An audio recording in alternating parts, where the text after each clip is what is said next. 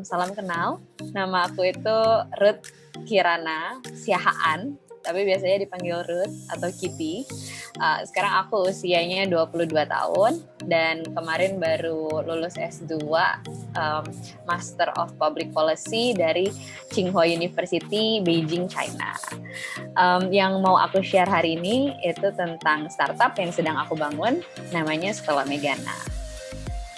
Latar belakangnya adalah ya sebagai mahasiswa Indonesia di China, aku belajar tentang kebijakan pemerintah, terutama untuk kebijakan teknologi dan pendidikan.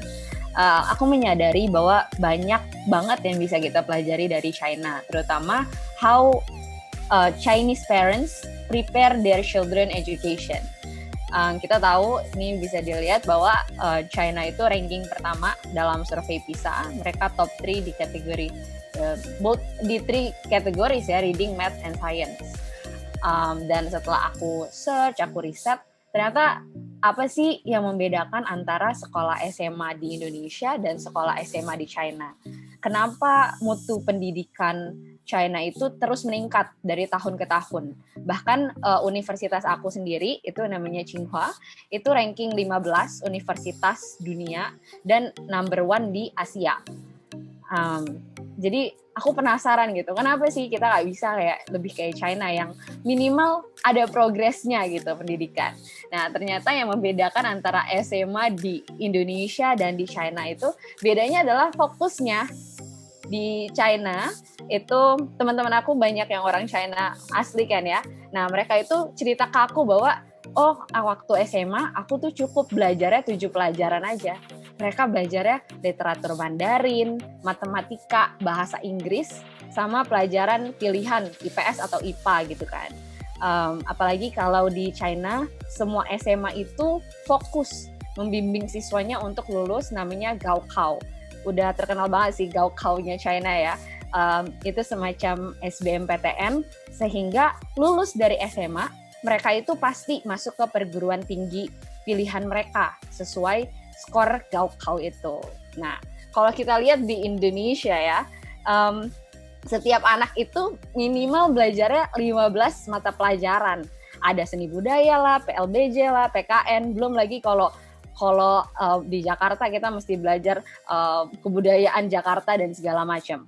Nah, oleh karena itu nih aku dan teman-teman itu membuat sekolah Megana. Itu sekolah SMA virtual fokus PTN untuk pemimpin masa depan. Nah, di sekolah Megana ini kita aim to solve kendala anak dan juga kendala orang tua. Nah, kendala anak itu sekarang, ini yang paling lagi hot sekarang, itu adalah kendala zonasi ya. Zonasi itu maksudnya hanya anak yang tinggal paling dekat dengan sekolah yang bisa diterima di sekolah tersebut. Jadi selain jarak rumah ke sekolah yang disaring, mereka juga diurutkannya dari usia tertua sehingga bisa diterima.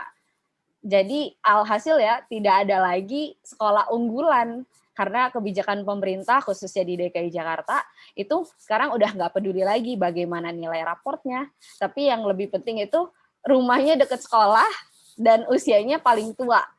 Nah jadi sekarang kembali lagi nih, pendidikan itu dikembalikan dari pemerintah ke orang tua dan anak.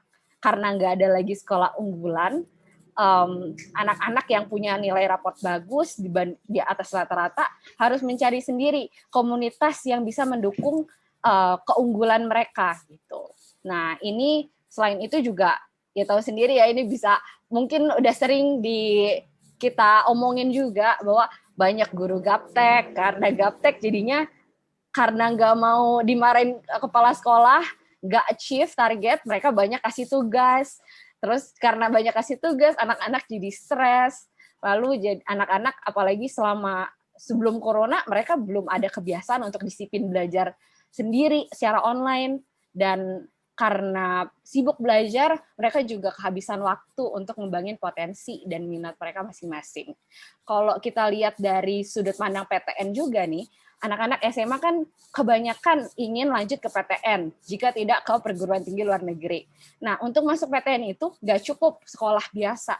Mereka itu harus bimbel, bimbel persiapan PTN, bimbel intensif PTN, supaya bisa bersaing dengan murid-murid lain yang juga ngambil bimbel PTN gitu kan. Belum lagi kalau mereka masuk PTN tuh mereka juga belum ada, masih bingung nentuin jurusan kuliahnya apa dan nggak tahu tujuan masa depannya mau ngapain.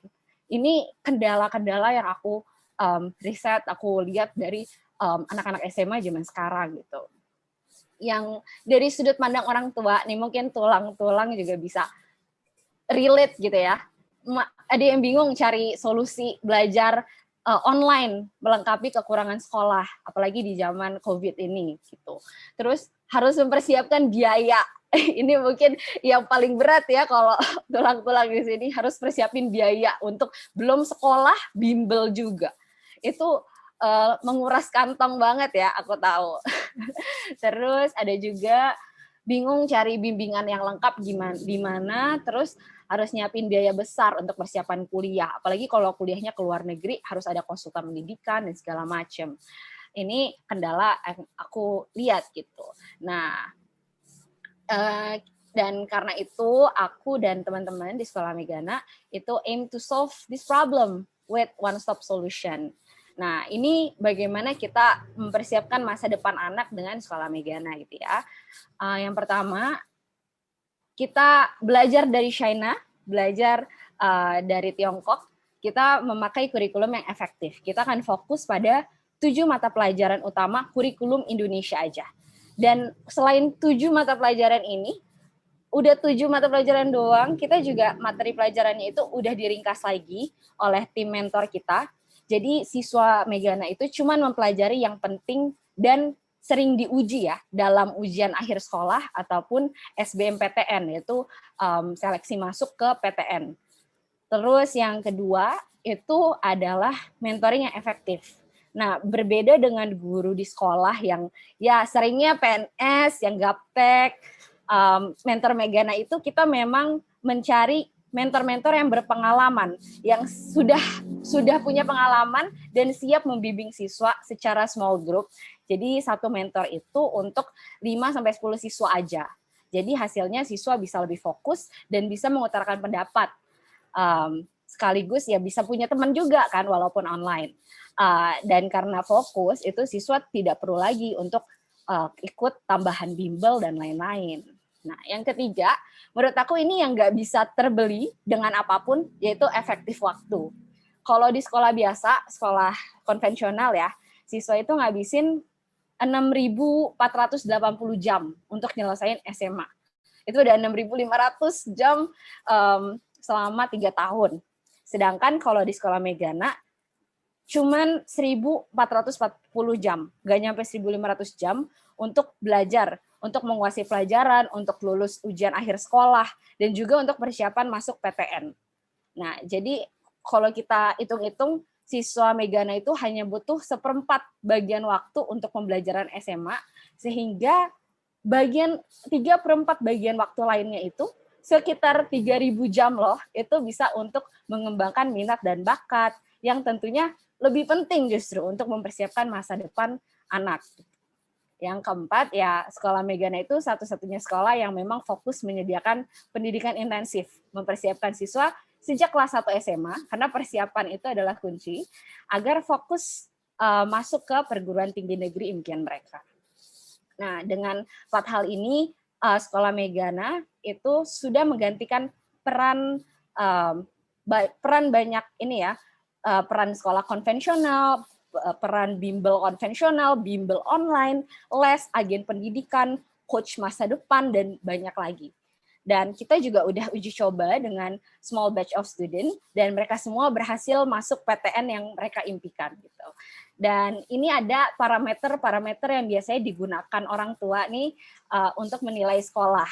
Mungkin tulang bisa baca nih, misalnya legalitas. Kalau Sekolah Megana itu sudah dipercaya sebagai lembaga pendidikan sejak tahun 2010 dari Kemendristek Dikti ya, Kemendristek serta Dinas Pendidikan DKI Jakarta. Jadi siswa Sekolah Megana itu semua akan mendapatkan NISN seperti yang di sekolah-sekolah ya, nomor induk siswa nasional, yang menjamin anak tersebut bisa mendapat ijazah jika lulus SMA. Nah, untuk malam ini mungkin sekian aja yang bisa aku sampaikan. Ini contoh jadwal sesi belajar live-nya ya. Jadi cuma dari jam 9 sampai jam 11.45. Selain itu, anak-anak bisa fokus pengembangan minat bakat. Iya. Dan jika anak juga ingin tetap SMA pagi hari, itu juga totally okay for us. Mereka bisa belajar dari jam 2.30 sampai jam 5.15. Dan aku percaya bahwa dengan startup ini aku percaya bisa lebih banyak anak Indonesia yang bisa memajukan Indonesia, of course. Dan dengan masuk PTN Impian mereka juga bisa membantu orang tuanya mengurangi biaya dan segala macam, dan juga mendapat pendidikan terbaik. Untuk malam ini mungkin sekian yang bisa aku sampaikan. Jika ada tulang atau Namburu yang ingin anaknya belajar di Sekolah Megana, kita lagi buka seleksi masuk melalui jalur tes minat bakat. Bisa hubungi pendaftarannya di form atau hubungin admin Sekolah Megana. Itu aja, thank you banget untuk kesempatannya, Tulang. Mau lihat teh.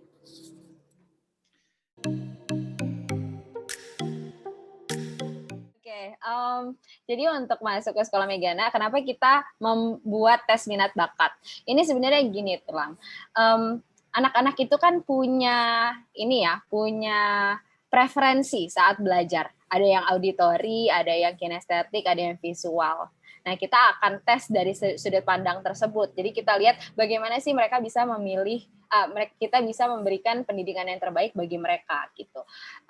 Dan untuk tes minat bakatnya, tentu kita akan lihat minat bakatnya itu kemana. Karena kan kita ketika masuk ke Sekolah Megana, kita akan mengarahkan mereka ke PTN impian mereka. Jadi kita harus tahu minat dan bakat mereka di mana. Paling baik masuk ke PTN yang mana. Dan disitulah makanya kita bikin tes minat bakat.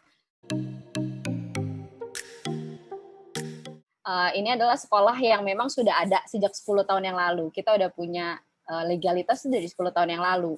Dan dari awal kita juga menerima murid-murid yang ada bukan cuma di seluruh Indonesia, bahkan di Amerika, di China, itu semua mereka karena mereka butuh ijazah Indonesia, mereka juga belajar di Sekolah Megana. Dan oleh karena itu kita udah punya metode tersendiri dalam mengajari anak sehingga walaupun online tetap fun dan tetap bisa fokus. Di Indonesia tuh nggak dilarang ya orang bersekolah di 2 tempat, 3 tempat tuh nggak dilarang gitu. Yang dilarang tuh orang nggak bersekolah gitu. jadi double degree ya? Iya, makanya tadi keputusannya Ruth tadi katakan kalau memang ada dalam kasus anaknya tetap dia SMA konvensional, ya tapi dia pengen gabung ke Sekolah Megana, itu disediakan jadwal yang sore hari gitu. Itu tadi. Biasanya anak coba 1 semester Tulang. 1 semester gitu kan. 1 semester dia coba 2 sekolah gitu. Biasanya tuh dilepas tuh yang SMA konvensionalnya, dia gabung ke Sekolah Megana gitu loh. Tapi ada beberapa kasus yang waktu 1 semester itu dia pegang 2 gitu kan. Terus kemudian setelah dipertimbangkan dan dia lihat efektifnya dan segala macam, dia lepas sih yang SMA konvensionalnya gitu. Kalau di SMA yang aku tahu itu akan dibagi jurusan IPA atau IPS itu ketika kelas 2 SMA. Nah, kalau di Sekolah Megana itu kita sudah persiapkan dari kelas 1 karena kita udah tahu minat bakatnya dan udah tahu PTN impiannya yang mana. Jadi kita sudah bisa menentukan bahkan sebelum dia masuk ke kelas 1 gitu. Nah, ini pilihannya tuh ada SMA IPA atau SMA IPS. Of course kalau dia maunya kedokteran, of course dia harus milihnya yang IPA gitu ya. Tapi kalau dia misalnya cari yang ekonomi, itu of course dia harus pilih yang SMA IPS. Jadi kita memang seperti yang tadi Tulang bilang, memang ada pilihan mau masuk SMA IPA atau SMA IPS. Nah, di Sekolah Megana juga ada 2 pilihan ini. Dan untuk jadwalnya ya. Jadwalnya ini, jika SMA di Sekolah Megana, ini jadwalnya kayak gini Tulang. Jadi kalau dia pilih IPS, dia belajar sosiologi, kalau dia belajar IPA, dia belajar biologi. Nanti memang satu mentor itu nanti akan dibagi per jurusan memang. Jadi anak yang IPA akan jadi satu, anak yang IPS akan jadi satu. Jadi lebih fokus untuk belajarnya. Ya kita pikir karena ini online ya Tok ya, jadi kita mau anak itu juga punya kesempatan untuk diskusi gitu dengan mentornya. Karena kan kita sebenarnya ada 2 sistem pembelajaran. Yang pertama yang sinkronus ya. Nah pada saat sinkronus itulah kita mau selama ini sih memang terjalin baik gitu ya, anak-anaknya tuh nggak malu-malu gitu loh. Pak aku yang ini belum ngerti kok Pak, ulangin lagi lah gitu.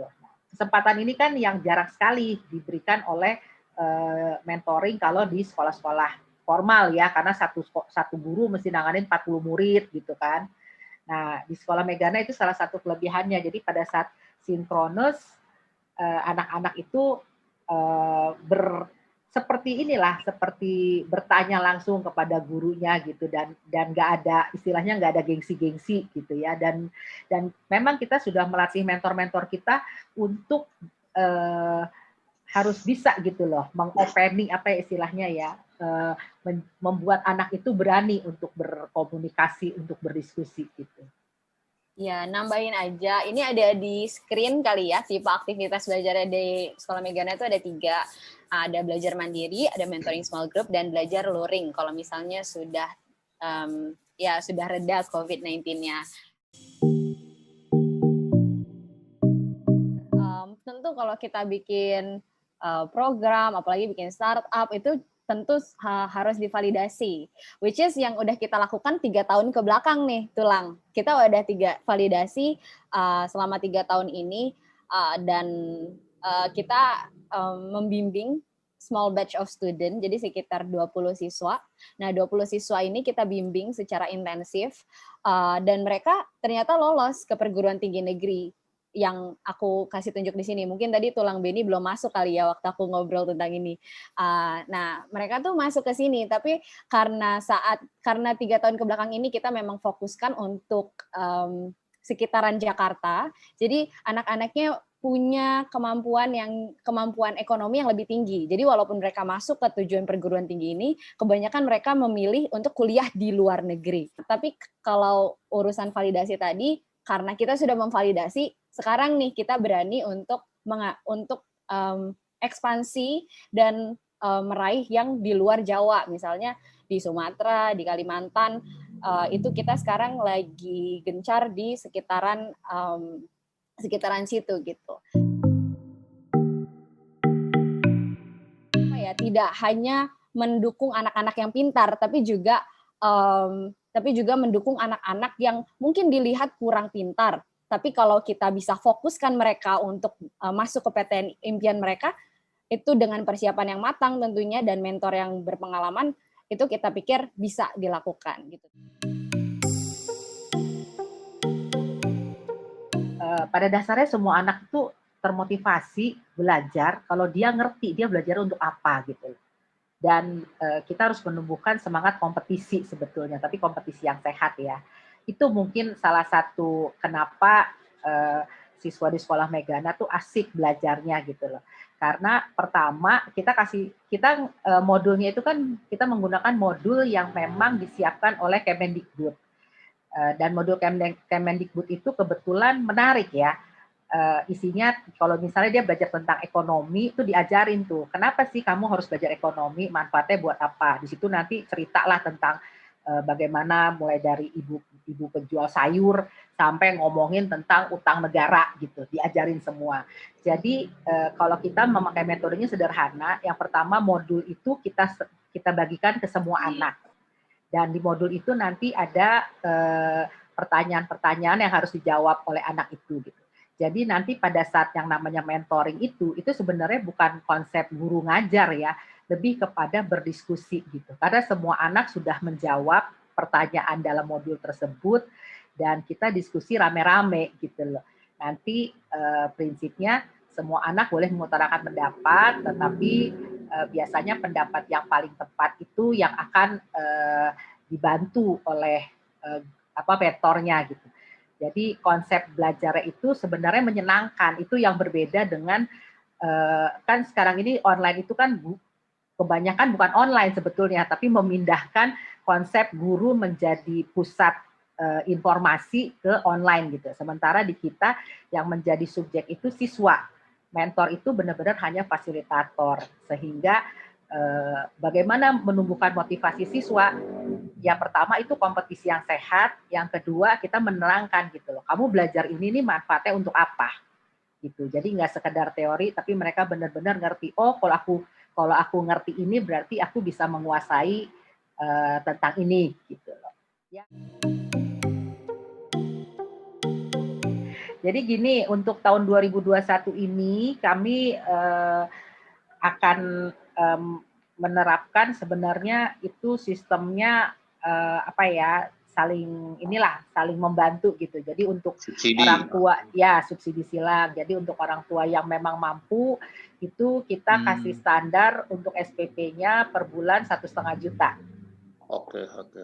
Ya, tapi ada juga siswa kami yang memang tidak mampu itu dia bisa kita kasih uang sekolahnya tuh kurang lebih hanya setengahnya. Oke. Tapi mereka istilahnya udah terjamin tuh, udah pasti dapat ujian akhir sekolah, udah dapat raport, sudah dapat bimbingan mentor, ya. Nah, tapi kalau ada siswa yang ingin mentor khusus, private 101, jadi satu mentor satu siswa, itu ada biaya tambahan. Tapi kalau mereka mau mentornya kelas kecil tadi, ya 5-10 orang tuh itu udah termasuk di biaya itu. Iya. Ya bimbingan belajar di sini segitu sebulan. Iya kan? Makanya. Kapan lagi itu, Lang? Harga promo. Aku tambahin juga. Perlu diingat-ingat nih bahwa sekolah di sini itu nggak ada uang gedung, nggak ada uang gedung. Uang gedung mahal banget ya. Betul, mahal itu. Terus karena online nggak perlu keluar uang transportasi, nggak perlu uang jajan. Kalau orang tua tuh pasti mikirnya ke situ ya, Tulang ya. Kita memang sudah memikirkan untuk ini ya, untuk afiliasi ya. Untuk afiliasi, jadi misalnya pengen buka di Toba, itu dia yang akan menghandle dari marketing, terus kemudian jadi kalau kebetulan siswanya itu di daerah Toba gitu misalnya, kita lebih senang lagi kalau nggak lagi COVID gitu ya, mereka yang menghandle